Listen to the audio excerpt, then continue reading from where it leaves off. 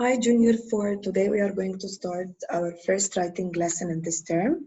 Our first topic is going to be about an informal email. Okay, how our email will looks like. The email looks like this way. I will open my email and I'm going to write exactly what I want to send to my friends. Here, there are multiple steps that I have to use it in order to write perfect email. Let's start. The first thing, how to write an informal email. I should know to who do we write an informal email. My email, I'm going to send it to my friends or family members or relatives. What's the meaning of relatives? Like your grandparents, your cousins, your uncles, all of these are called relatives.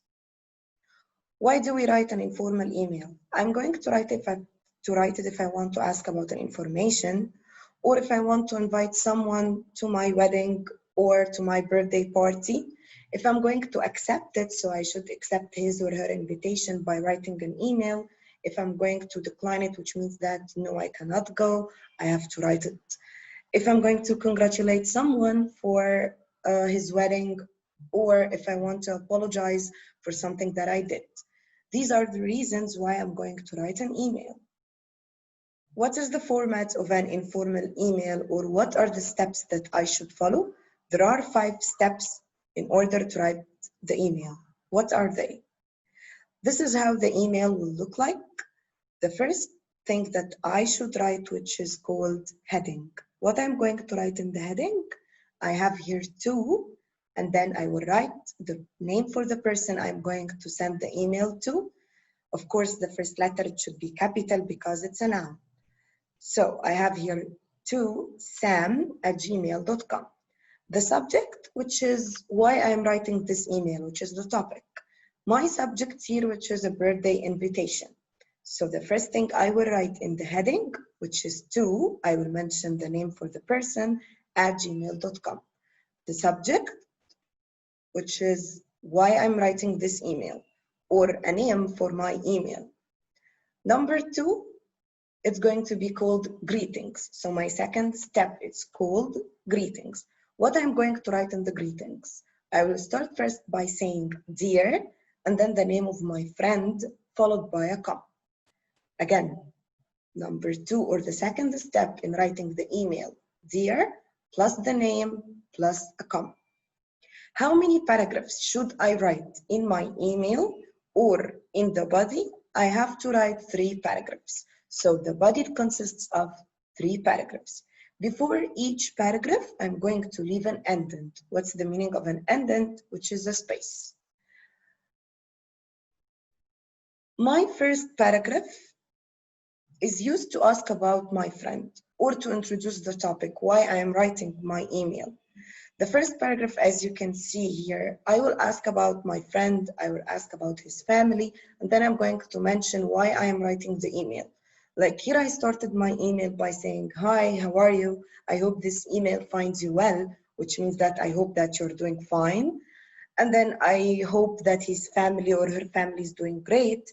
Plus, I will mention why I'm writing the email, which is for inviting my friend to a birthday party. My second paragraph, which is the longest. Why it's going to be longest? Because I am talking about the main topic of the email in details. I have to mention everything. Here in my email, I'm telling my friend when exactly the party will start, what I'm going to, I'm going to invite, what are the things that he should wear, and how the party will look like. So the second paragraph is the longest paragraph. Don't forget, the second paragraph, I will use linkers. What is the meaning of linkers? Like first, next, soon, later, after that, finally. All of these will start by capital letter because it's the beginning of a sentence, and then I should add a comma. I'm going to use these instead of adding and. My third paragraph, which is the shortest. Why it's the shortest? I will just say goodbye and I'm going to ask for my friend in order to send me a reply for my email. When I'm going to end the third paragraph, I will use this example. I'm looking forward to hearing from you. Remember here, after I write to, I will write the verb plus ing. Okay, so these are the 3 paragraphs for my email. After finishing the third paragraph, what I am going to write, which is the 4th step, and the 5th. What is the 4th? Something called the closing. The closing, only the first word is capital. Like here, the Y in your friend, and then followed by a comma. I can write your friend, love, best regards, sincerely yours, anything. And then after the closing, which is the signature. What's the meaning of signature? Your name. I am going to write my real name? Of course not. I will write an English name. The English name that you have in the booklet, this is the one that you are going to write. My email, I'm going to write it in the present continuous tense. How I'm going to write it? I have first to start by verb to be, which is am or is or are, plus the verb, plus ing.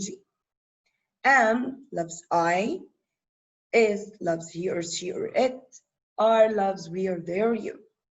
I want you to remember, if the verb ends in E, I'm going to cross the E and put ing. Excellent. Like move, it would be moving. What if the verb ends in IE? What should I do? Excellent. I'm going to cross the IE and put ing. If the verb ends in CVC, double the last letter and put ing. What's the meaning of CVC? A consonant, vowel, consonant. Like hug, it's going to be hugging. Am I going to do this step in all the CVC verbs? No. There are some verbs that ends in CVC, but I'm not going to double it. Why? Yes, because they are exceptions. What are they? The first one, answer, open, happen, visit, iron, water, and any verb that ends in Y, any verb that ends in X, and any verb that ends with W.